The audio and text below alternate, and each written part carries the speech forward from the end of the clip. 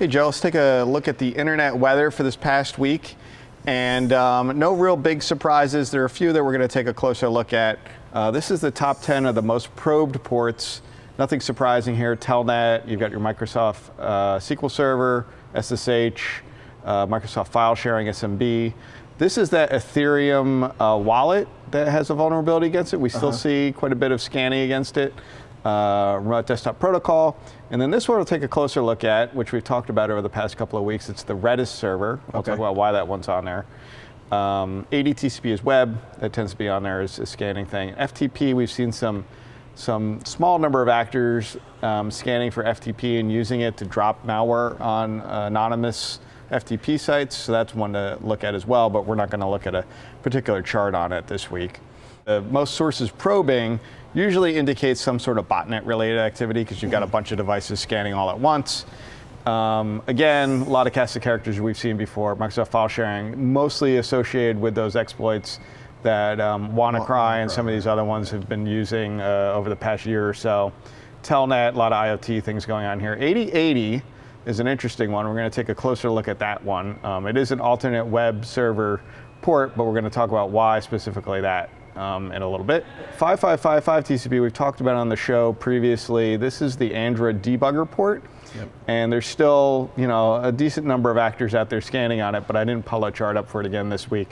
The rest of these are pretty much innocuous, except 81 TCP, which is probably related to the go-ahead web server vulnerability. Yeah. There's also a few other types of services running on port 81 TCP that people might be scanning for as well. The BitTorrent stuff I usually ignore because that's just probably innocuous, and the ICMP is probably backscatter. Okay. So let's take a look real quick at Redis, which is port 6379 TCP.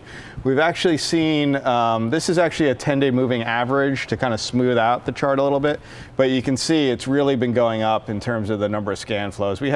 This is what the noise floor kind of had been, if you even go way back further. But starting around early April timeframe, we started to see a real uptick in the amount of scanning activity in general on this port. And I'm pretty sure what it's related to is this vulnerability that was announced back in March, which kind of aligns time-wise, which is the Redis WannaMine, which is a cryptojacking type exploit. And what they do is they look for Redis, they compromise those servers, and then they start scanning for more. And there's actually some excerpts here where you see they're running the mass scan tool on that port 6379 at a pretty high rate, 20,000 packets per second, I think that is. So that's one to keep an eye on. If you run Redis, you should probably make sure it's secured. The other one that's interesting is this port 8080 TCP. And this is related to that GPON vulnerability, which is a brand of router that's out there. We've talked about it on the show over the past couple of weeks, maybe a month. This is a 30-day chart. And right here around May 9th, we went from basically not that many people scanning on port 8080 TCP to seeing a lot. So we went up to about 30,000 or so scan sources per hour.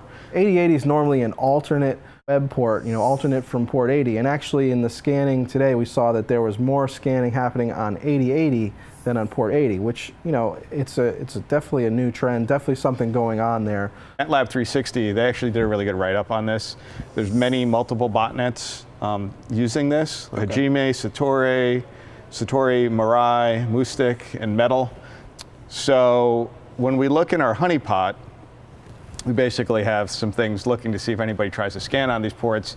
We collect whatever they try to do, and you can see this is the exploit for the GPON vulnerability, and they're trying to basically pass in on these parameters here, telling it to do something instead of, so that in the dest host field, they're passing in commands, and they basically send you a wget command to go fetch this file called R, and then save it to a file called /temp/R, and then they try to run it.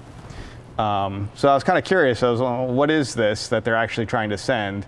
So I took a closer look and fetched it. So this R file, what it does is it has a list of different architectures, and this is really common technique where these malware authors, because they're on Linux-based devices, they're not always really sure processor architecture they're on.